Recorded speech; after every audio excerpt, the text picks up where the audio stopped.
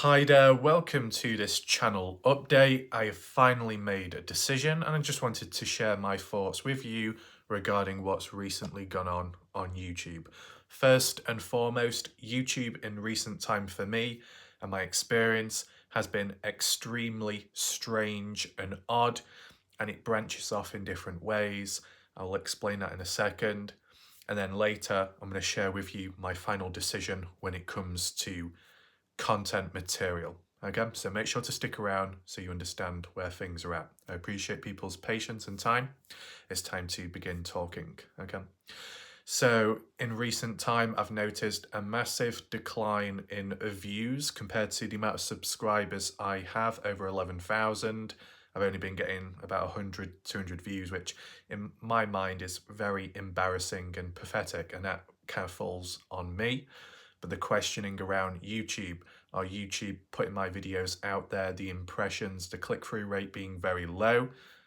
I don't understand what's going on there, right? It felt odd at first. Click-through rate being so low than it has ever been before. Why now? Why only now? I couldn't understand that. I'm covering cases, I'm covering key points, I've got key titles, key thumbnails, and yet it's not good enough for the general public and strangers out there. I guess it is what it is. That was the first sign and indication that I was doing something wrong, and I probably need to look back at previous stuff. So that's what I took into consideration. The other factor of strange activity going on YouTube was the like button. I know YouTube removed the dislike button, so no one can see the amount of dislikes on any video on YouTube unless you check yourself on your own channel videos, but the audience can't. YouTube added that policy in some time ago. Kind of silly, right? But the like button remained, so everybody could see how many likes are on a video. But in recent time, the last few weeks, it's disappeared for me. It's happened where if I unlike a video, it will show, but if I like a video, it will disappear, the counter. I've also noticed that on mobile device using the YouTube app, the likes, comments won't show, but on the web browser on mobile and on PC, web browser will show the likes. And this comes more down to YouTube short videos. It's like YouTube are trying to hide statistics from me and from you. And I don't understand why YouTube want to do that to me when I am covering simple videos and, like what anyone else would be doing. It's nothing out of the ordinary to that extreme, so I shouldn't be punished. So with certain statistics being hidden, with some viewers reaching out to me about it and stating how when they liked a video, it came up as 0 likes after they've liked it. It made absolutely no sense. With the reach, impressions, click-through rate being at an all-time low, an all-time worst, even average view duration and statistics being at the worst ever, it's like, wow, something needs to happen. This isn't normal. This is not right. I reached out to YouTube a day or two ago and I said, hey, what the hell have you done to me? What have you done to my channel? Now, they didn't admit to anything. They just worked around it, talked around it, but it just happened as a coincidence, despite me complaining. The day later, I received a sign which reminded me of what I used to do and some other additional things as well.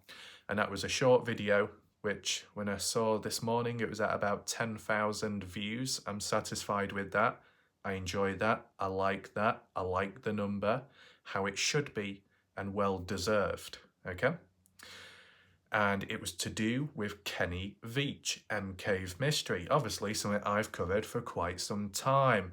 One of the first cases I covered which built my channel and helped grow with time, right? But of course, it's always nice to do different things here and there, and that's what I did recently.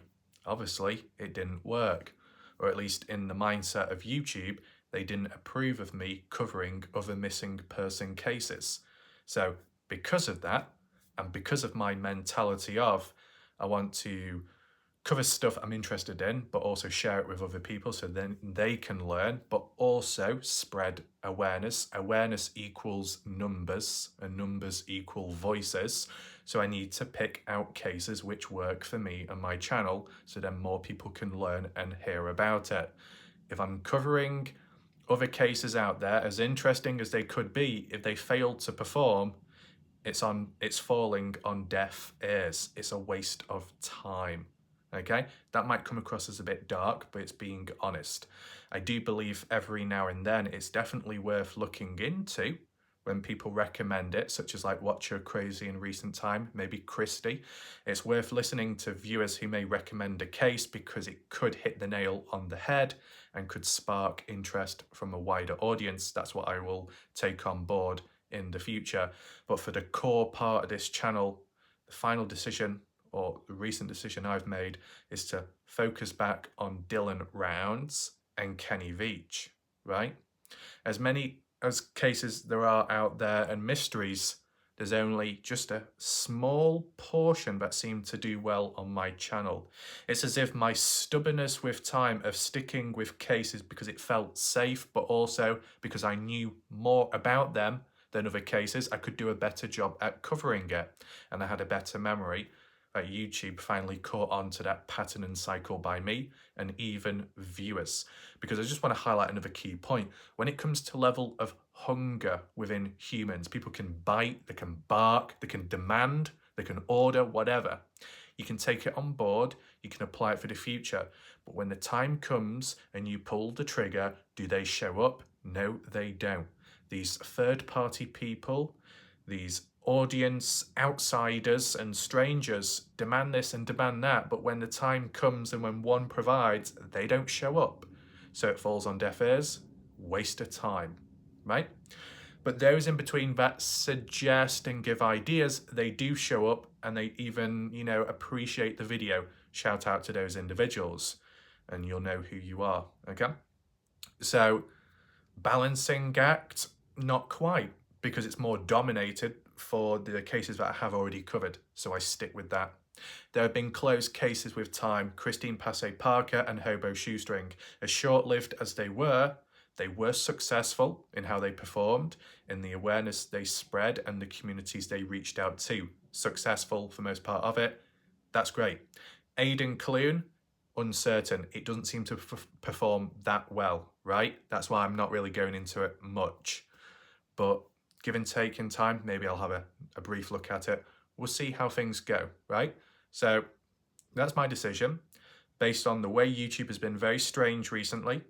The other factors of YouTube being strange, such as buffering on videos, buffering on the channel page, buffering on uploading very short YouTube videos. It's happened where if you upload a video to YouTube but you close the app down too quickly or switch onto something else, it's stuck on pending and it's on an endless cycle of uploading a video. It never gets uploaded. So you've got to re-upload it seconds after and keep the app open. It's very stupid, to be honest. You could be uploading to it, but then you got to go off somewhere, you're busy, you're distracted, and then because you closed the app down too quickly before it said uploading, you're screwed. 10 hours later, you return back, never uploaded. So things like that are complete BS. Thankfully, no more weird stuff in the background, such as YouTube screwing me over. We have seen the occasional Pizza and Drugs, Bradbury or whatever, that Merlin Epitar record label BS, bollocks, false claims, claiming that their music was used in videos when it wasn't. That still pops up here and there, not as much now, so people have got obsessions there with me. The corrupt ID claim, the corrupt copyright, it's corrupt, okay? But I dispute, and I'm successful each time because it's pretty self-explanatory that the music claimed never existed in my videos.